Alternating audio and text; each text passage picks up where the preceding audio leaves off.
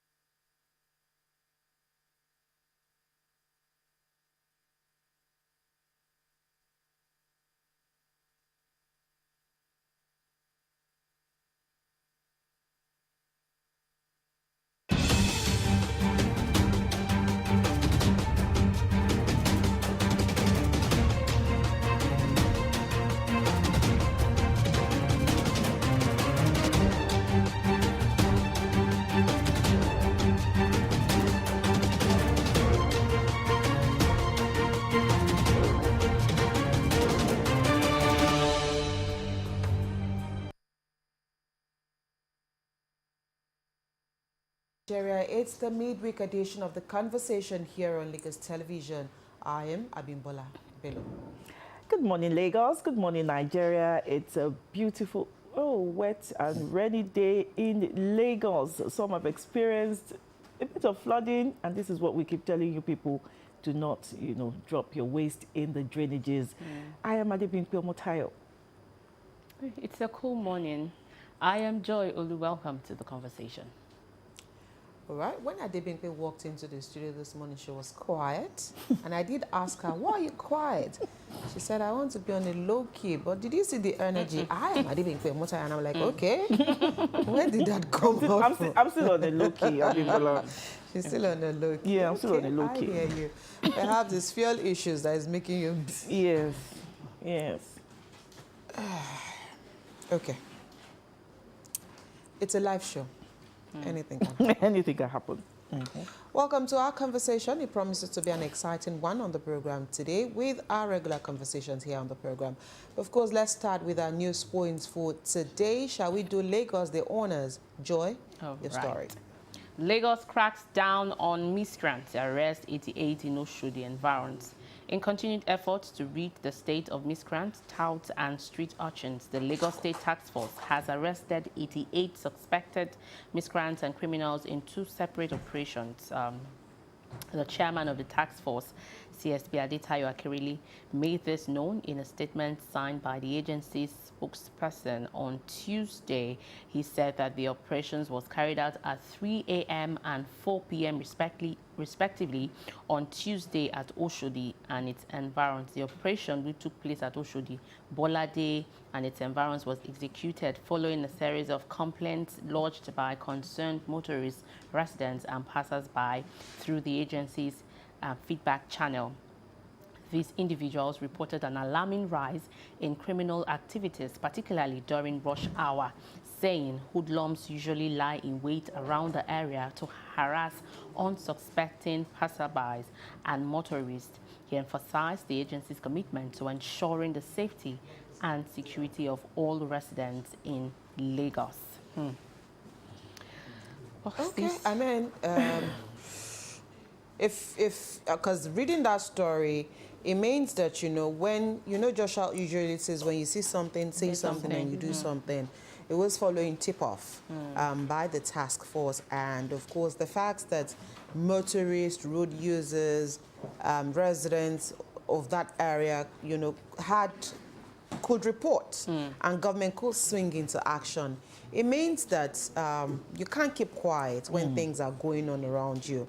And you can't also behave like you are in a place where there are no rules and regulations. And these people that have been arrested will be made to face the music. But we do hope also that there are no innocent people amongst them. You know how sometimes Yoruba people will say that, may you not walk on the day that the road is hungry. So let them just also do their due diligence to ensure that all of those that have been arrested are actually criminals and not people who also may have been found wanting or, just found themselves in a wrong place at the wrong time. But again, security is important in Lagos. Safety issues are important in Lagos. And this just shows that government indeed is watching and listening. On social media, there have been, cry for help, from residents, to the government, to security operatives that, the people have been harassed. Phones, most especially, are their targets. You just want to snatch your phone and then run away with it. I'm happy with this development that the Lagos State government has, swung into action almost immediately. Kudos to you. Thank you. And I hope that they move to other areas of the state. Yes, particularly Agege area, because there have been hues and cries, in that environment where it's been said that young boys are also, maiming and harassing innocent citizens, collecting their phones, asking them to part away with huge sums of money. So we do hope that this particular arrest was by the task force, but we also hope that the Lagos State Command of the police force is also looking into that area and see how this issue can also be dealt with appropriately. Adebimpe, let's take your story. Senate screens acting CJN Kekere Ekun today. The Senate will today screen the acting Chief Justice of Nigeria, Justice Kudirat Kekere Ekun, for possible confirmation as the substantive CJN. The Red Chamber yesterday confirmed the receipt of a letter from President Bola Tinubu seeking the Kekere Ekun's confirmation as CJN. During Tuesday's plenary session, the President's request was presented in a letter read by the Senate President Godswill Akpabio. Kekere Ekun has been serving as the acting CJN since August, following the retirement of Justice Olukayode Ariwola. Anyway, congratulations to Justice Kekere Ekun.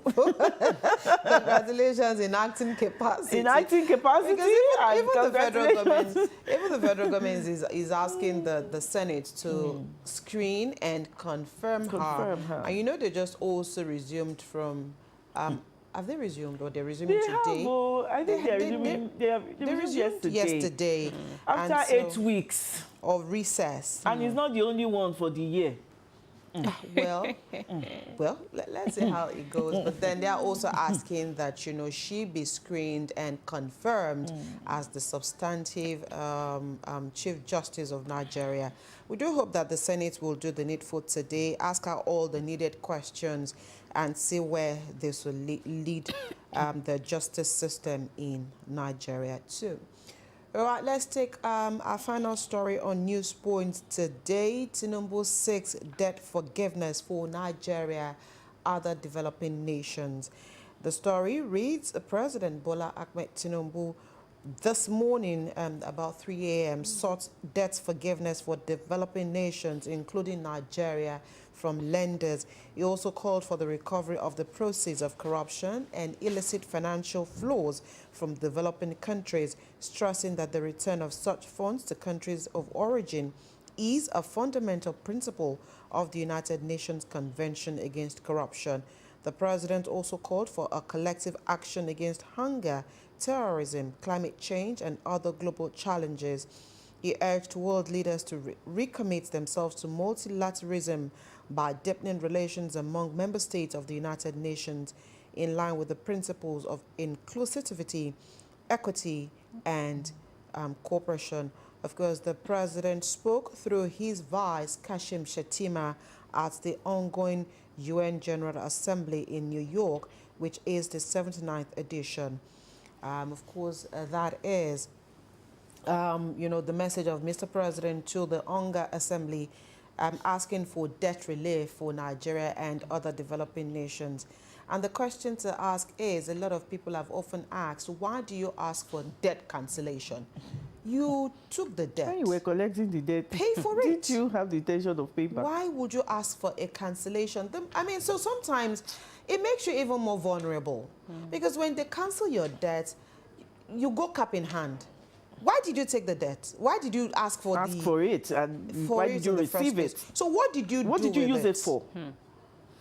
A lot of So questions these that are need things answers. that ordinarily, when you ask for, it makes you look like you're beggars. Exactly. And then on the same hand, you're asking for equal opportunities. When you're asking that they cancel your debt, who collected it? Who spent it? What did you use it for? Can you account for what it was used for? I don't know. All these I questions. listened to Cyril Ramaphosa yesterday at the same hunger, and I was tripped by the things he was saying. He did not go and ask for debt For relief. debt relief. He didn't ask for debt relief. He spoke in such a manner that you would wish that, yes, a Nigerian president will also speak like that. And he took a firm stand against what is happening in the Middle East and asking that the world's leaders also take a swipe at what Israel is doing and grant Palestine, you know, its reprieve. Here, where we were asking for debt cancellation. I'm sure that was why the president did not. You know, sometimes You know, you do just, himself. certain things happen and then you just wonder. When you ask for something like this and then you're asking that you also want to sit at par with countries that are clamoring for world leadership, they'll just look at you and jeer at you and like, really? And yet you can't pay your debt. And we have a stigma, Okay. corruption. Corruption. Hanging And there. so all monies that are stashed in other Hey. countries should be given back. Okay. And you're asking for debt cancellation. Let's move to X Let's move to this X, yeah, morning and take a look at one of the many trending stories on that platform. Again, yesterday, a judge reclused herself from Nnamdi Kanu's trial. This will be the third judge Yes. that will be excusing themselves from this case. And of course, it was the manner at which Nnamdi Kanu looked at Justice Binta Nyako and said, Told her. my lord, You this. I do not have an iota of respect for the fact that you are sitting on That this you're case. sitting on this You're case, yeah. biased. You do not have you do not have respect for the rule of law. You cannot try me. And the woman just said, you know what? At where we are right now, I am taking my hands. Even asked her to recuse Yes, herself. and she said, you know what? Okay, that's fine. I've just been given a leeway. I will carry your file to the Chief Justice of Nigeria. And now she's in acting capacity. She has not been confirmed. And they shouldn't have said that in. Because some people are even saying that before they get another judge to start. That you know, case- 2025. it's August 2025. I don't know. Why? I really don't know what's going on. I don't know if it is that Nnamdi Kanu wants to continue to stay in incarceration. He's living in luxury there. Well, Oh my God. What happened? I can't even say what my producer said. What did he I say? cannot. We're on national television. Okay. I don't want to follow here and go to my house because of NBC. Okay. I don't know. But let's see how this will pan out. But it just feels like Nnamdi Kanu is enjoying the moment. He wants to continue to. And, you know, again, he did say that the courts cannot try him. So if the courts cannot try him, who will try him? He said the courts in Nigeria cannot tell So that. where Now, does he whatever want he to go said, to? he said it in the UK. So he and wants it's only to go, the he courts wants in to be the UK extradited. that can try but him. whatever the case of terrorism that he's being charged for is against Nigeria. It's against So how Nigeria. can it be tried in the UK? We know he's a UK citizen. We understand that fact. But your case is here. Your case is Nigeria And now. so you will still stay when you here were saying they should burn down this, kill this person again. until the case is assigned to another court. Nnamdi Kanu remains there. You can check out all the stories on the various platforms and, of course, read up on all of the stories. We'll take a quick break. When we return, we'll quickly glance over today's news column.